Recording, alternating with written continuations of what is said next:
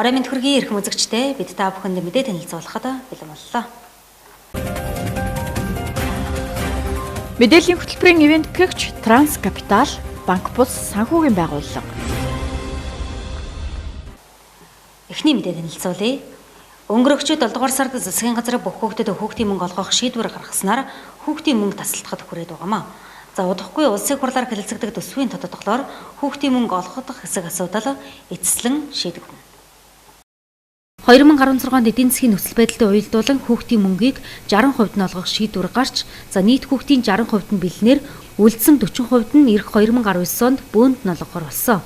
Гэтэл энэ оны 7 дугаар сард хүүхдийн мөнгийг бүх хүүхдэд олгох засгийн газрын шийдвэр гарснаар 146.2 тэрбум төгрөгийг хүүхдийн мөнгөнд олгосон байна. Энэ онд хүүхдийн мөнгөнд төсөвлөгдсөн мөнгнөөс 15.3 тэрбум төгрөг үлдсэн бөгөөд энэ нь 8 дугаар сарын хүүхдийн мөнгийг бүрэн олгоход хүрэлцэхгүй байгаа учраас ийхүү 8 дугаар сараас хойш хүүхдийн мөнгөний олголт хийгдээгүй. Харин 2017 оны төсвийн тодтоглоор хүүхдийн мөнгийг олгох хэсэг асуудал шийдэгдэнэ. Сангийн яамны зүгээс 104.5 тэрбум төгрөгийн нэмэлт санхүүжилтийг тодтоглолын төсөлд суулгасан гэсэн мэдээлэл байгаамаа. Одоо ер нь бид нарт өгж байгаа мэдээллээр бол 2017 онд олгогдох хүүхдийн мөнгөний төсөвлөгдсөн төсөв нь бол дууссан. Ягаад гэвэл 60% нь олгодно гэж байгаа бөөнөр олгосон шүү дээ. Тийм байгаа учраас төсвийн тодтогдол хийхээс нааш хүүхдийн мөнгөний талаар ямар нэг одоо шийдвэр ерөөсөө байхгүй. Бусад одоо нийгмийн халамжийн чиглэлээр өгдөг тэтгэвэр тэтгэмж бусад олголтууд бол ямар нэгэн өөрчлөлт ерөөсөө байхгүй. Зөвхөн одоогийн байдлаар хүүхдийн мөнгөний асуудал зогссон байгаа. Бусад нь бол өгдөд жигдэх өгдөд явж байгаа. Засгийн газрын гаргасан бүх хүүхдэд мөнгө олгох шийдвэрийн дараа олон улсын валютын сангийн төлөөлөгчид Монголд ирж ажиллахдаа засгийн газрыг тохирсон хөтөлбөрөөс буцсныг шүүмжилсэн. Санхүүжилтийн зогсоож магадгүй гэсэн учраас ирэх 2018 онд хүүхдийн мөнгө олгохдохгүй байх гэсэн таамаглалж байна. Мэдээллийн хөтөлбөрийн ивент гэгч Транс Капитал банк бус санхүүгийн байгууллага. Орнод аймгаас наачлан эхлүүлж байгаа нэг голын хүүхдүүдэд төслийн үйл ажиллагааг боловсрол соёл урлагийн газар Хэрлэн голын сав газрын захиргаа дэмжин ажиллаж байна. За энэ хүрээнд хүүхэд өсвөрийнхнийг байгаль эхлэхийг хайрлах үзэл сургах зорилгоор Хэрлэн голын хүүхдүүд бүтээлч ажлыг өрнүүллээ. Монголын багш нарын 51 дахь тэмдэглэлт өдрийг угтан Хэрлэн голын хүүхдүүд бүтээлч ажлыг зохион байгуулсан бөгөөд нэг голын хүүхдүүд гар зургийн уралдааныг ерөнхий боловсролын сургуулийн 6-аас 9-р ангийн сурагчдын дунд зохион байгуулсан байна. Гар зургийн уралдаанд 5 дугаар сургуулийн 8 дугаар ангийн сурагч Намуна Тэргүүн Баярт, за 1 дугаар сургуулийн 6 дугаар ангийн сурагч Золбаяр 2 дугаар Баярт, 12 дугаар сургуулийн 6 дугаар ангийн сурагч Цэнгүүн 3 дугаар Баяр шалгарч өнөөдөр шагналан гардан авлаа. Түүнчлэн ерөнхий боловсролын 10 сургуулийн 100 гаруй сурагч Хэрлэн голын ойр орчимдох хогийг цэвэрлэж, тухайн бүс орчимд байгаль орчин хог хаягдлын хууль тогтоомж бүхий самбарыг байрлууллаа. Энэ үйл ажиллагаа маань өөрөө нэг голын хүүхдүүд төслийг бол дэмжсэн үйл ажиллагаа болж өгч байгаа. За туссан үйл ажиллагааны хүрээнд Хэрлэн нэг голын хүүхдүүд зургийн уралдааны гар зургийн уралдааныг бол зохион байгуулж дүнгээ гаргалаа. За мөн одоо байгаль орчны тухай холбогдлолтой хууль тогтоомж, хог хаягдлын тухай холбогдлолтой хууль тогтоомж, за дээрээс нь байгаль хамгаалах ёс боломжтой холбоотой уриалга өгөхөөс самбар гаргаж одоо бид нэр энэ голын хэрэг дагуу байрлуулж үйл ажиллагаагаа сурталчилж байна. За мөн одоо Хэрлэн голын сав газрын захиргаатай хамтран одоо гол усаа хайрлан хамгаалах сэдвүүтэй сургалтыг 8 дугаар сургууль дээр зохион байгуулж байна. Чиний хувьд гол усыг хайрлна гэдгийг юу гэж ойлгож байна? Гол усыг хайрлна гэж одоо хүмүүс хайрлах хэрэгтэй. Хүмүүс одоо хогоо л хаяхгүй байл тэгээд ер нь хог саваа одоо энэ ойр хавьд нь хог мөгти хаяарай л гэж хэлээ та. Гол юм угаахгүй. Зөв. Чиний хувьд ер нь хог хайжсэн? Би юу? Хайжсэн. Тэг. Ноолгүй гэхэд ер нь хайжсэн. Тэгвэл нь гол руу хог хай нэгдийг игээд гол ут бохирдно гэж ойлгоцсон.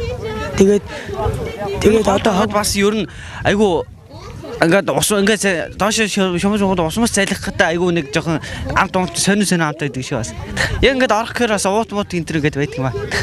Гэтэ ер нь бол ямархуу байдалтай байгааг нь ажигладаг.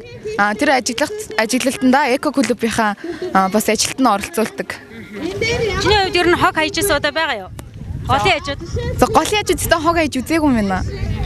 Тэгвэл хэрвээ хаявал одоо гол маань бохирдон тийм ээ. Тийм болохоор би өөрийгөө болон найзуудыгаа дүүнэрээгээ голын хажууд хайж болохгүй гэж байнга зөвлөдөг. Зөөрөө нь хог хайж суудаа байгаа юу? Би ер нь бол байгаа л та. Гэхдээ хогийн саундыг хайхыг хичээдэг. Тэгээд Үе тэнгийнхандаа юу гэж зөвлөмөр байна? гол өөрсдөө амьдарч байгаа орчинг хайрлаж хог битээ яриа гол хогийн саунд хийж байгаарай л гэж хэлээ. Энэхүү хэрлэн голын хүүхдүүд бүтээлч ажиллаараа дамжуулан хүүхэд өсвөр үеийнхнийг байгалийн хамгаалах үйлсэд нэгдэн нэг голын уснаас уналдаг шигэ нэг сэтгэлээр голосоо хайрлаа хамгаалах нь байгаль эхтлэхдээ хийж байгаа хамгийн том хөрөнгө оруулалт болно гэдгийг ойлгуулахыг зорьсон байна. Мэдээллийн хөтөлбөрийн ивент гэгч Транс Капитал банк бус санхүүгийн байгууллага. Чавсан хотын хэмжээнд 52 хурд сааруулагч бий гэсэн судалгаа байна. За эдгээр хурд сааруулагчийн өнгө үзэмж идэгдэн муудаж зарим нэг нь эвдэрч эхлээд байгаа юм. Гэвч хурд сааруулагчийн өнгө үзэмжийг сайжруулах ажил төсөвт тусгагдаагүй байна. Энэ жил сургууль цэцэрлэгийн бүс төслийн хүрээнд дорнод их сургуулийн орчимд хурд сааруулагчийг хашаа тэмдэг тэмдэглэгээтэй зохицоор нь барьж байгуулсан. За үүнээс гадна шинэ хөгжил 1-р сургууль, 2-р цэцэрлэг, 4-р цэцэрлэгийн орчимд хурд сааруулагчийг будаж өнгө үзэмжийг нь сэргээх ажил хийгдсэн. Харин үлдсэн 40 гаруй хурд сааруулагчийн өнгө үзэмжийг сайжруулах ажилд төсөв хөрөнгө тусгагдаагүй учраас энэ жилдээ хийгдэх боломжгүй. За эх оны төсөвт хурд сааруулагчийг сайжруулах ажил зориулж хөрөнгө мөнгө тусгуулах саналаа хүргүүлэхээр төлөвлөжээ. Яжсан ажлууд хуучин одоо байгаа нь бол шин чанараа алдаад эргэс нөхөн сэргээс сэргэх байдлаар бол энэ талаар бид нэр тухайн аж ахуй нэгж байгууллагууд нь албан шаардлага хөргүүлээд тухайн авч замын хэвтэ тэмдэглэлийг бол хэвийн байдалд бол оруулсан байгаа. Та бүгд харсан бах. Нэг жишээ гэх юм бол 1-р сургууль, шинэ хөгжил сургууль, мөн 2-р цэцэрлэг гэдэг юм эдгээр бол хэвтэ тэмдэглэлийг бол өөрсдийнхөө нөгөө хуулиар олгогдсон хэмжээний хүрээнд өөрсдийнхөө хөрөнгөөр хэвтэ тэмдэглэлийг сэргийн засварлаж хийсэн байна. Бусад хурд сааруулагчийн тэмдэглэлийг засварлахад бол аймгийн авчсангийн хөрөнгө оруулалт одоо мөнгө тусгатаагүй байхгүй учраас одоо энэ ондоо бол хийх боломжгүй. Бид 2018 онд нийгмийн эдийн засгийн чиглэлд бол энэ саналын тэмдэг тэмдэглэлийг нөхөн сэргээх засварлах талаар бол саналаа бол оруулнаа. Хурд сааруулагчийн өнгө үзэмжнээс гадна 2 ч хурд сааруулагч эвдэрсэн байдалтай байна. Хэрлэн сумын 4-р багийн нутагт орших 4-р цэцэрлэг, 12-р цэцэрлэгийн урт талын хурд сааруулагч эвдэрсэн. За эдгээр хурд сааруулагчийг Маргад Монгол компани барьсан бөгөөд гэрээний хугацаанд дуусаагүй байгаа тул засварлуулах саналаа хүргүүлээд байгаа. За 10-р сарда багтаан засварлана гэсэн хариу ирүүлжээ. Түүнчлэн Хэрлэн сумын 1, 3, 7, 9, 10-р багийн нутаг дэвсгэрт 21 тэмдгийг шинээр байршуулсан бөгөөд ихэнх нь мэдээлэх тэмдэг гэж байна. Харин энэ жил хийгдэх 152 м тэмдэглэлийн ажил удаашралтай хэзээ хийгдэх нь тодорхойгүй байгаамаа. Бид энэ асуудлаар эргэн сурвалжлах болно. Мэдээллийн хөтөлбөрийн ивент гэгч Транс Капитал банк бус санхүүгийн байгууллага. Дараагийн мэдээ танилцуулъя. Улсын тэргүүний 1-р сургуулийн 8-ын Г ангийн хамт олон Ахмадын баярыг тохиолдуулан зүүн бүсийн Ахмад насны асрам жүжигчдийн төвд амьдардаг ахмадуудыг баярлуулсан байна. Улсын тэргүүний 1-р сургуулийн ариун санаа багштай 8-ын Г ангийн эцэг эхийн зөвлөлөөс олон талт ажлыг зохион байгуулж байна. Энэ хүрээнд хичээлээс гадуур сайн үлсийн аниг зохион байгуулж Баян цагаан даргатай зүүн бүсийн Ахмад насны асрам жүжигчдийн төвийн ахмадуудыг баярлууллаа. 8-ын Г ангийн хамт олон Украина 2 төрлөөр явуулсан бөгөөд 10 дугаар сарын 1-нд тус төвийн гадна орчныг зөвөрлсөн бол эцэг эхийн дэмжлэгтэйгээр 10 дугаар сарын 2-нд урлагийн тоглолт хийж ахмадуудад гарын бэлэг гартуулсан юм а. 1-р сургуулийн 8-ын Г ангиас зохион байгуулагч сайн үйлсийн аянгаараа аймгийн асрамжийн газарт байгаа 17 ахмадуудтай туслахаар болсон. Тэгээд энэ ахмадуудаа битгэд хашаа хороог нь цэвэрлэж өөрсдөө чадваргүй цэвэрлж чадахгүй хашаа хороог цэвэрлээд бас дээрэс нь хүүхдүүд маань өөрсдийнхөө бэлтгэсэн урлагийн номерыг ахмадуудаа үзүүл сонирхын зэрэгцээ ахмадуудаа бид нэр бяцхан гарын бэлгэх өгөхөөр бэлтгэсэн байгаа. Сайн байцгаана уу манайх 1-р сургуулийн ариун санаагчтай 8-ын Г анги байна. Бид нар нийт ахмадуудаа зориулаад сайн үсэн санаачилсан байгаа. Тэгээд сайн үсэн аян маань 2 хэсэгтэй өчигдөр бид нэр гадаах талбайг цэвэрлсэн бол өнөөдөр бяцхан концерт үзүүлж байна. Нийт ахмадуудаа баярын мэнд хүргэе. Зүүн бүсийн Ахмад насны асрам жүжигчдийн төвд 19 ахмад асруулж байгаа бөгөөд 1-р сургуулийн 8-ын Г ангийн хамт олон тэдэнтэй нэг өдрийг хамт өнгөрүүлсэнд ахмадууд баяртай байлаа. Мэдээллийн хөтөлбөрийн ивент гэгч Транс Капитал, банк бус санхүүгийн байгууллага. Мэдээллийн хөтөлбөрийн ивент тэтгэгчээр Транс Капитал банк ус санхүүгийн байгууллага ажиллаж байгааг дуулгахад таатай байна. За харин одоо үзэгч та бүхэнд хөтөлбөрийн дараагийн хэсэгт сумдын мэдээ болон үзүүлье.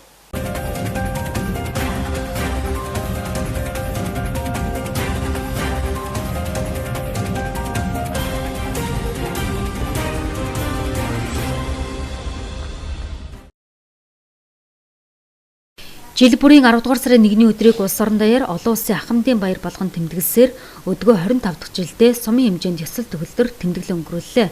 Сум орон нутгийнхаа хөгжил дэвшил ирээдүйн хойч үеийнхээ сайн сайхны төлөө цэцэлтгүй хөдөлмөрлөж, уйггүй зүтгэж ирсэн эрхэм буурлуудаа шагнаж урамшуулсан байна. Энэхүү өдөр гавьяаныхаа амралтанд гарч ажил хөдөлмөрийн дадлага туршлага залуу үедээ өвлүүлэн үр хүүхэд ач зээ нараа өсгөн хүмүүжүүлж яваа эрхэм ахмадуудаа сумын засаг даргын тамгын газар төсөвт байгууллагууд багууд хүндэтгэлийн хүлээн авалт хийж сумын ахмадын хорооноос нийт ахмадуудынхаа дунд урлаг спортын арга хэмжээ зохион байгуулсан байна. Уг арга хэмжээнд нийтдээ 6 баг авхаал замбаагаас орон өрсөлдөж, багийн нийт дүнгээр хандж бахлагчтай хайрхан баг тэргүүлж, бие биш ахлагчтай сансар баг дэд байранд орсон байна. 2017 оны 9-р сарын 27-ны өдөр оюуны өмч Улсын бүртгэлийн ерөнхий газраас зарласан ажлын уялдаа амжилтын үндэс сарын аяны хүрээнд сумын бүртгэгчийн 2016-аас 2017 оны бүртгэлийн үйл ажиллагаа үнэт цаасны зарцуулалтын хэлэлцэлгалтыг Улсын бүртгэлийн хэлтсийн дараа оюун баяраар ахлуулсан ажлын хэсэг шалгасан байна. За Баяндан сумын засаг дарга хүрэлцүүлэн болон улсын бүртгэгч долгормоо нартай уулзаж сумын улсын бүртгэлийн нэгжид тулгамдж байгаа асуудал за цаашдын хамтын ажиллагааны талаар санал солилцжээ. Баяндан сумын түргэн багийн иргэдийн нийтийн хурал 10 дугаар сарын 2-ны өдөр багийн төвд хуралдаж хэд хэдэн асуудлыг хэлэлцэн шийдвэрлэлээ. Багийн сангийн зарцуулалтын тухай, багийн засаг даргын мэдээлэл, тоонтын баярын үйл ажиллагааны зарцуулалтын тухай, багийн иргэдийн нийтийн хурлын даргын мэдээлэл, цаг үеийн ажлын талаар сумын удирдлага хэсгийн төлөөлөгч төсөвт байгууллагын мэргэжилтэнгүүд мэдээлэл хийлээ. Малжуулах төсөлд хамрагдах хүсэлтэд 12 өргөдөл хэлэлцэж, малжуулах төслийн журмыг үндэслэн тус багийн иргэн Хүрлбаатар мөнх жаргал Болд сайхан пүрвжөө инхтүүл нарыг төсөлд хамрууллаа. Ахмадын байгууллага үүсний 86 жилийн ойн баярыг тохиолдуулан тус сумын төсөвт байгууллагууд ахмадуудаа хүлээн авч хүндэтгэл үзүүллээ. Энэ үеэр шагаа сумлах, дардас, оюун ухааны тоглоом, мянган алхам, бүжгийн тэмцээний зохион байгуулсан байна. За аймгийн ахмадын хорооноос зохион байгуулсан ахмадын урлаг спортын авьяас тэтгэврт гардаггүй арга хэмжээд амжилттай оролцож, бүжгийн төрлөөр алтан медаль хүртсэн. Цагаан хошуу багийн ахмад настан наран цэцэг, даамны төрлөөр алтан медаль хүртсэн Аршаант багийн ахмад настан пүрвсүр нарыг сумын засаг даргын захирамж гарч сумын тэргүүний ажилтнанд тэмдэг үнэмлэх, за мөнгөн шагналаар шагнасан бол ахмадын хорооны дарга төмөр наран цэцэг, оюун нарыг аймгийн ахмадын хорооны хүндэт тэмдгээр шагнасан байна. Ахмадын баярыг угтан ахмадын хорооноос зохион байгуулсан ахмадаа ачлан хүндлийн аяны хүрээнд төсвийн байгууллагууд болон аж ахуйн нэгжүүд идэвхс наачлагтай оролцлоо. 10 дугаар сарын 1-ний өдөр ахмадын байгууллага үүсэж өгдсөний 86 жилийн ойн баярын өдрөөр маршал хорлоогийн Чой басгийн хөшөөнд хүндэтгэлийн цэцэг өргөснөөр ахмадын баярын үйл ажиллагаа эхэлсэн юм а. За ахмадуудын баярын үйл ажиллагаа баярын хурлаар үргэлжилж нутгийн удирдлагууд ахмадуудтай хүндэтгэл үзүүлж үг хэллээ. Чой болсон сумын хүүхэд өсвөр үеийнхнийг альва гэмт хэрэг төртгөөс урьдчилан сэргийлэх, хүүхдийн эрхээс гадна журам төргийг нь сайтар ойлгуулах, тэдний дунд гэмт хэрэгээс урьдчилан сэргийлэх чиглэлээр ухуулга яриа хийх, байгаль дэлхийн сум эх орноо хайрлан хамгаалах сэтгэлгээг суулгах ажлыг зохион байгууллаа. За 2017 оны 9-р сард ерөнхий боловсролын сургуулийн 12 дугаар ангийн сурагчид болон өсвөрийн цагдаа бүлэгмийн хүүхдүүдийн дунд зохион явуулсан юм а. Уг ажлаар сумын иргэдийн төлөөлчдийн хурал засаг даргын тамгын газрын үйл ажиллагаатай танилцуулж, за мөн Ингэр шанд багийн төв, хавирга хөлийн бомбд, хавиргын став, маршал хорлоогийн Чой басгийн мэндэлсэн газарт байрлуулсан дурсгалд баг нь Сүхбаатар жанжин зүүн хязгаарыг тохинуулахаар буудалсан газрын дурсгалд хөшөө, бод сувраг зүүн хязгаарт гайлын байгууллага үүсэн байгуулагдсан газрын дурсгалд хөшөө, за 10 дан генералын төрсөн газарт байрлуулсан дурсгалд хөшөө, нууц товчонд бичигдсэн зэгцрийн шаардлагал гэх мэт түүхийн дурсгалд газруудыг үзүүлж, сум эх орноо хайрлан бахархах сэтгэлээ төрүүлсэн ажил боллоо. Мэдээллийн хөтөлбөрийн ивент гэгч Транс Капитал, банк бус санхүүгийн байгууллага. Нийтлэлтэй хамтран ажиллаж байгаа сумдуудтай баярлалаа. Харин одоо үзэгч та бүхэн Дорнот аймгийн Ханшийн мэдээнд анхаарлаа хандуулна.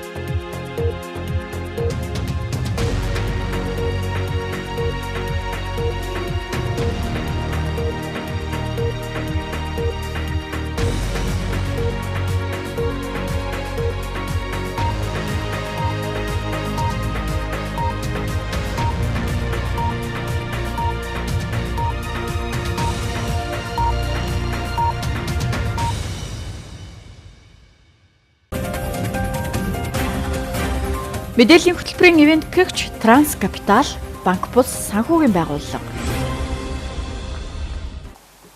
Үзэгчдээ бид та бүхэнд мэдээ танилцууллаа. Та бүхний маргаашийн ажил үйлсэд амжилт хүсье. Та бүхэн давтай сайхан амраарай.